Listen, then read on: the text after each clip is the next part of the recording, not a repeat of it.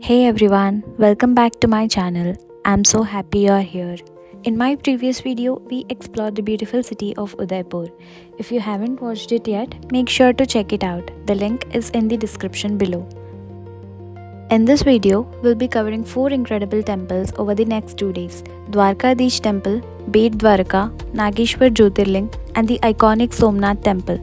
But it's not just about the temples, I'll also be sharing our road trip, the food we tried, the places we stayed, and everything in between.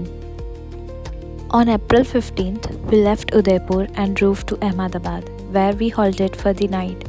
After a long drive, we ended the day with something we did not expect: a delicious South Indian dinner in Ahmedabad. It was the perfect way to relax and recharge before another long day on the road. The next morning, on April 16th, we started our journey bright and early. We stopped for breakfast where we enjoyed South Indian dishes along with puri, chole, kheer puri, and a refreshing cup of tea before hitting the road again. After driving for a few more hours, it was time for lunch. We stopped at a nearby restaurant and enjoyed a hearty meal of biryani. With our stomachs full and energy restored, we continued our drive towards Dwarka. By evening, we finally reached the holy city of Dwarka and checked into Hotel Radhe Shyam. The property is newly constructed, so everything felt fresh and well maintained. The service was excellent and the staff made sure we had a comfortable stay throughout. In terms of pricing, our rooms for 4 people costed around 5,000 per night, while a couple's room was priced at approximately 3,000 per night. After checking in and freshening up, we were all set to begin exploring the beautiful and sacred city of Dwarka. Our first stop was the Dwarkadish temple. From the entrance, we hopped onto an electric buggy, which conveniently takes visitors closer to the temple. It was a smooth and comfortable ride, especially after a long day of traveling. Before heading inside the temple, we made our way to Gomti Ghat, located right beside the Arabian Sea. The cool sea breeze, the soothing sound of the waves, and the beautiful sunset created such a peaceful atmosphere. One of the most heartwarming sights here was watching devotees feed Gomata and offer food to the fishes in the sea.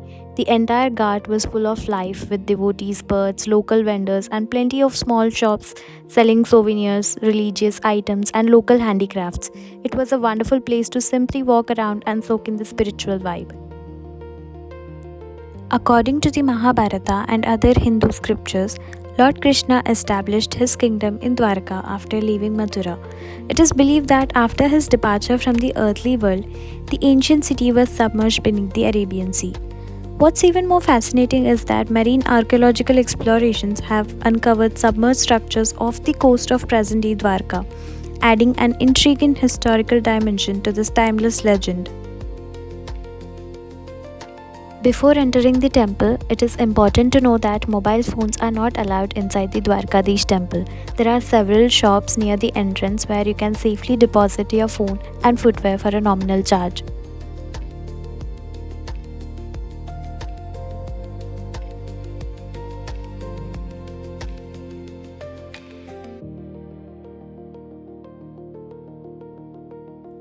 After spending some time at the ghat, we bought prasad and applied the traditional tilak before entering the temple.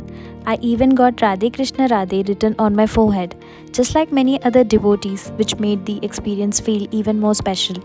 And then came the most memorable part of the evening. We entered the temple just as the aarti was about to begin, and by God's grace, we found ourselves standing right in front of Lord Krishna, witnessing the aarti from such a close distance, surrounded by the divine chants and the sound of temple bells, was truly a surreal experience. The entire atmosphere was filled with devotion, and for those few moments, everything else just faded away. It was peaceful, powerful, and something I'll always cherish. After the darshan, instead of rushing out, we spent some time sitting peacefully inside the temple premises, soaking in the atmosphere. After spending a few quiet moments there, we stepped out with hearts full of gratitude. The first thing we did after the darshan was treat ourselves to some delicious sweets. We enjoyed rasmalai and creamy rabdi. Then came one of my favorite parts, shopping. We picked up a few cute fridge magnets as souvenirs, and I also found some beautiful traditional Gujarati skirts that are quite popular in Dwarka. I absolutely love them, and I honestly can't wait to style one of them for a Garba night.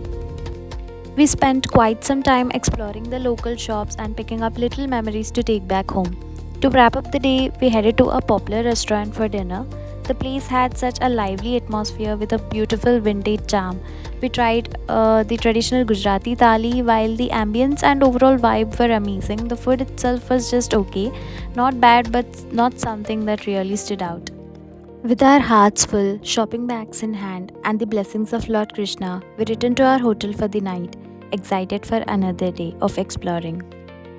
Standing here, knowing that you're visiting a city associated with thousands of years of history, mythology, and ongoing archaeological discoveries makes the experience even more special. Whether you come here for faith, history, or simply curiosity, Dwaraka has a way of leaving a lasting impression on every visitor. The next morning, on 17th April, we started our day early and set off for Bet Dwaraka, one of the most important places to visit while in Dwaraka. Until recently, pilgrims had to take a ferry from Oka to reach Bet Dwaraka. But now, thanks to the newly constructed Sudarshan Setu, India's longest cable stayed bridge, you can drive directly to the island in your own vehicle. As we drove across the bridge, the panoramic views of the Arabian Sea on both sides were simply breathtaking. It was one of those drives where you just want to slow down and soak in the scenery. Bet Dwaraka is closely associated with the beautiful story of Sudama, Lord Krishna's childhood friend. It is believed that Sudama visited Lord Krishna here with a humble gift of beaten rice, and Krishna welcomed him with immense love and affection. Because of this, many devotees believe that a visit to the Dwarkadish temple is incomplete without seeking blessings of Bet Dwaraka as well. After seeking the blessings of Lord Krishna at Bet Dwaraka, we continued our journey to one of the most sacred Shiva temples in India, the Nageshwar Jyotirling. Located just a short drive from Dwaraka, Nageshwar is believed to be one of the 12 sacred Jyotirlingas of Lord Shiva. In Hindu tradition, a Jyotirlinga represents the infinite, radiant form of Lord Shiva, symbolizing his boundless and eternal nature. Visiting all 12 Jyotirlingas is considered highly auspicious by devotees. According to Hindu traditions, there once lived a powerful demon named Daruka, who, along with his wife Daruki, ruled over a forest known as Darukavana. Using the powers they had received through divine blessings, they began troubling sages, attacking innocent people, and disrupting religious practices. Many devotees were captured and imprisoned, including a merchant named Supriya, who was a sincere devotee of Lord Shiva. Despite being imprisoned, Supriya never gave up his faith. Every day, he continued chanting Om Namah Shivaya, wearing his Rudraksha beads, and praying to Lord Shiva. His devotion inspired the other prisoners as well, and soon the entire prison echoed with the chants of Lord Shiva's name. When Daruka decided to punish Supriya for his unwavering faith, Lord Shiva appeared before his devotee in a brilliant form of divine light. He protected Supriya, defeated the demon, and restored peace. At the request of his devotees, Lord Shiva chose to remain at this very place in the form of a Jyotirlinga, blessing and protecting everyone who visits with true devotion. One thing that immediately catches your attention is the magnificent 80-foot tall statue of Lord Shiva sitting in deep meditation. Surrounded by beautifully maintained gardens, the statue creates a peaceful atmosphere and has become one of the most photographed landmarks in Dwarka. Standing beneath it, you truly realize how grand and majestic it is. After spending some time admiring the statue and taking in the beautiful surroundings, we made our way inside the temple to seek Lord Shiva's blessings. The atmosphere inside was calm, serene, and filled with devotion.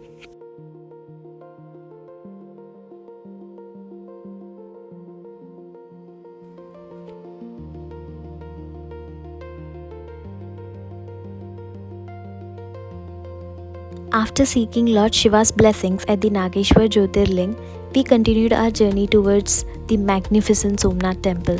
On the way, we took a short break for brunch. After a busy morning of temple visits, we were definitely hungry. we enjoyed a delicious meal that included veg Manchurian, veg fried rice, palak paneer, butter naan, jeera rice, and few more dishes as well. With our energy restored, we got back on the road, excited to finally visit one of India's most iconic temples. As we reached Somnath, the grandeur of the temple was evident even from a distance. Before entering, we deposited our mobile phones and other electronic items as they are not permitted inside the temple premises. This also means you can truly immerse yourself in the experience without any distractions. The moment we stepped inside, we were awestruck. The temple has a unique aura, grand yet peaceful, majestic yet deeply spiritual. Every corner reflects incredible craftsmanship, and the sound of the waves from the Arabian Sea adds to the serene atmosphere. Standing there, looking at the magnificent temple dedicated to Lord Shiva, was a feeling that's difficult to describe. Somnath is believed to be the first among the 12 Jyotirlingas, making it one of the holiest pilgrimage sites for devotees of Lord Shiva. Witnessing the darshan here was truly special. The entire experience felt so divine, so royal, and filled with an indescribable sense of peace. It was the perfect way to conclude our spiritual journey through Dwaraka, Bet Dwaraka, Nageshwar, and finally Somnath, a journey we will cherish for a lifetime. After our visit to Somnath, we continued our journey towards Diu. On the way, we stopped for some delicious Gujarati snacks before finally reaching Diu by the evening of 17th April. That's a wrap for this vlog. If you enjoyed it, don't forget to like, share, and subscribe to the channel. Stay tuned for the next vlog from Diu. Thanks for watching, and I'll see you in the next one.